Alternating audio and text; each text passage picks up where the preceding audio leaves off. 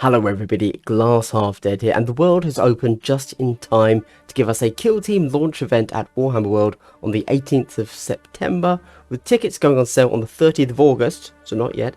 Links in description because, you know, the Warhammer World events are actually, really hard to find. Let's discuss Kill Team tournaments and why you should go. Also, a few other options if you can't make it to Nottingham in September. But first, of course, if you are a subscriber to my channel, I'd like to give you a big double hello.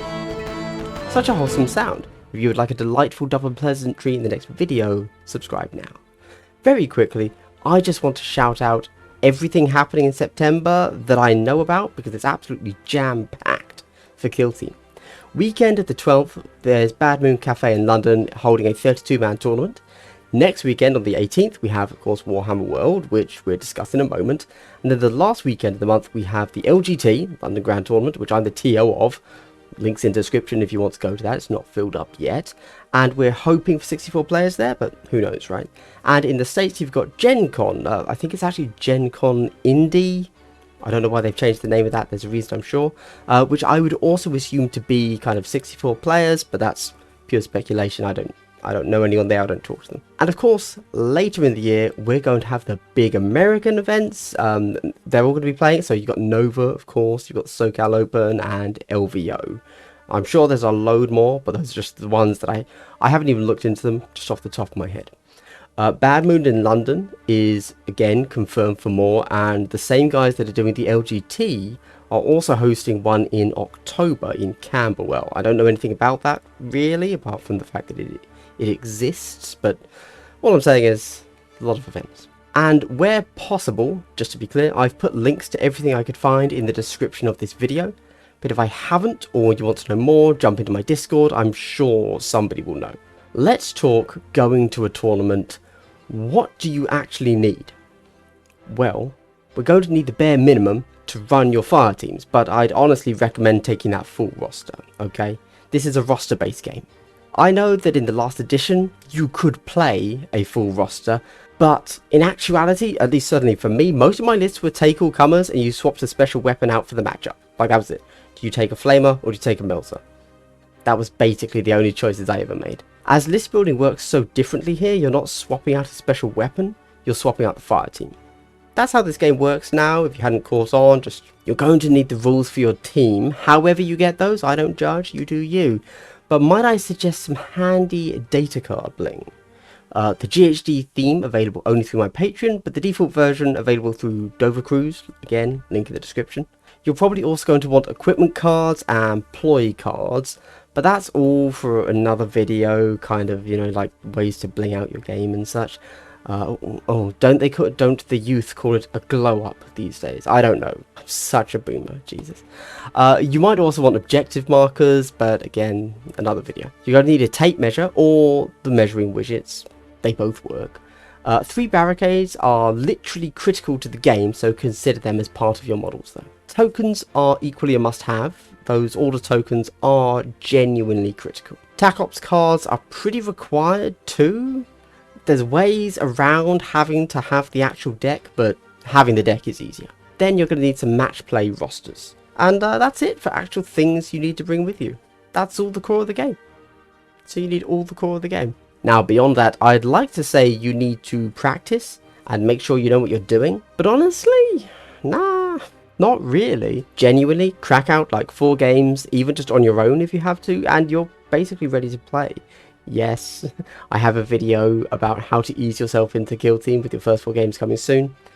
Take you from beginner to competent in like 3 hours tops. I'm doing the thing that every content creator around wargaming does at some point. Guys, girls, everyone, you should go to a tournament. Regardless of skill level, you should go to a tournament, please. Okay? It's a great day out. It's a good environment. I've never had a bad experience at one, and I've had many people turn up at tournaments saying it's like their 3rd game ever, and they just thought they'd get out there and play, and they've come away enjoying it and being happy they came. I know some people that only play at tournaments. It's a galvanizing day for them, time they have to set aside out of their otherwise busy lives.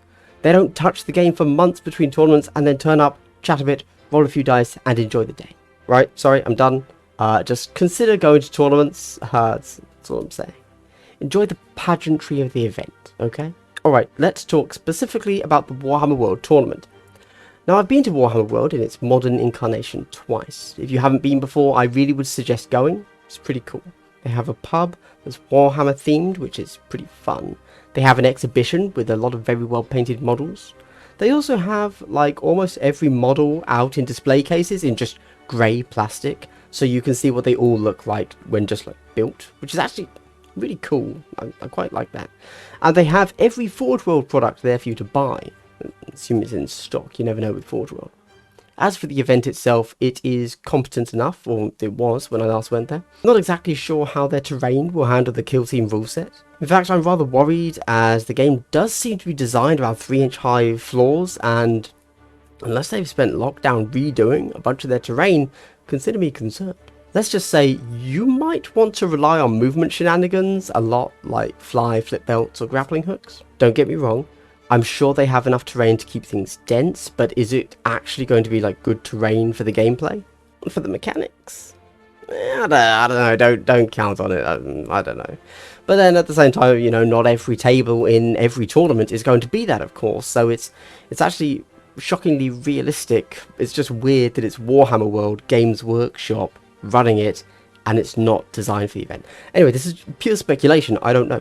I'm just saying, like, almost all tournaments will be entirely third-party terrain, which also doesn't function at 3-inch high levels, so it's okay that Warhammer World might do that too, but whatever. We'll be able to get some possibly early rulings for the TOs there that one would hope have a connection to the rules designer, but possibly a long shot, obviously. And honestly, it's just a good fun day out.